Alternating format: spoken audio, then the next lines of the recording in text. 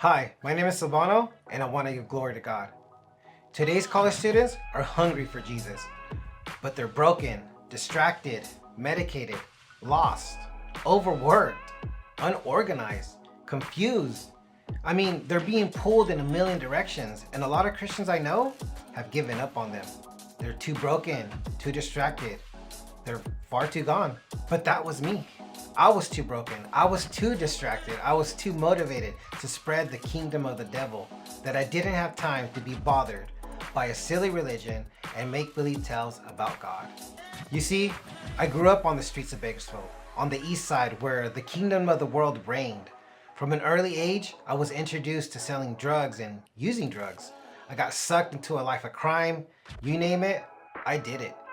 Using drugs, using my friends for personal gains, lying, cheating, stealing, and the list goes on and on. There aren't that many Christians that were brave enough to come find me on my turf where I was comfortable. But Jesus, oh man, but Jesus, that's a different story. Jesus didn't think I was too far gone. He never gave up on me. He walks the streets with people like me. He was there when I stole people's food stamps and left them with drugs instead. He was there when I helped someone overdose and pass away. He was there when guns passed from my hands to other hands that did terrible things. He was there when I helped people sell their bodies so that I could profit. He was there when I got sick and tired of being sick and tired. He was there when I hated my life, hated myself, and hated what I had become. Jesus was there when I hit an all-time low of using the very drugs I have been selling for years.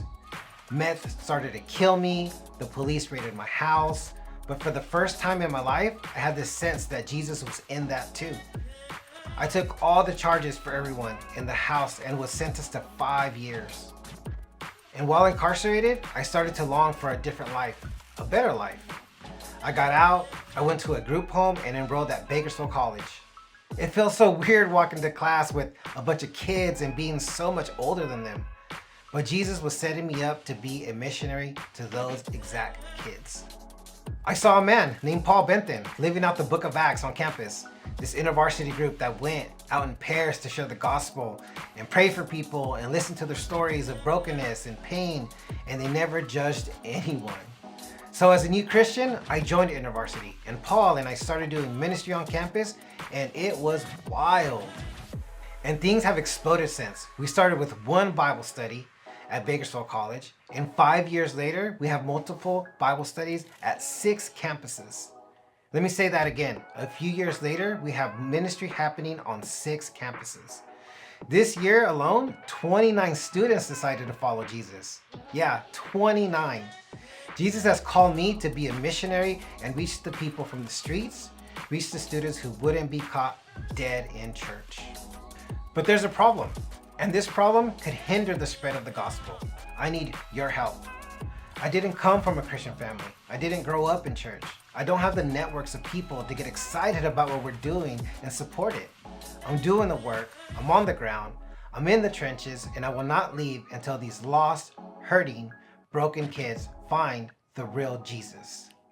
So would you consider supporting this ministry and helping me get on campus to be the hands and feet of Jesus in places where Jesus is just a cuss word, or even worse, an academic topic to be dissected and studied?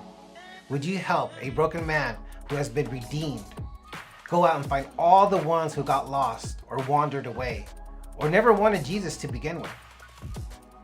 We need you. I need you. Thank you, and God bless you.